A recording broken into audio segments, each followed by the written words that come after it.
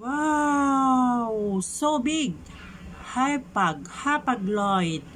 The name is this yate. Hindi yate yan, ship. Mga barko. Ang tawag dito ay si Hapag-Lloyd. Welcome to the Hong Kong. Where's from are you?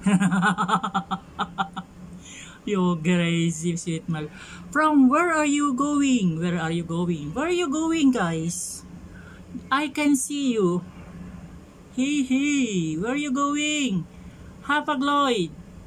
O yan, parang pangalan ng Pilipino Look like a Philippine ship.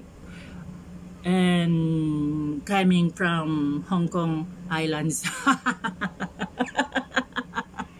OMG. This Filipino ship is going to Hong Kong Islands. Oh yeah. Hapag-Lloyd. Maybe Hapag means Tagalog.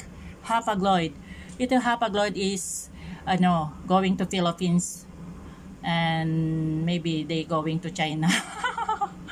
From China. Ayan na. Natatakpan na si Hapag-Lloyd. Uy, natakpan na ng bundok. OMG.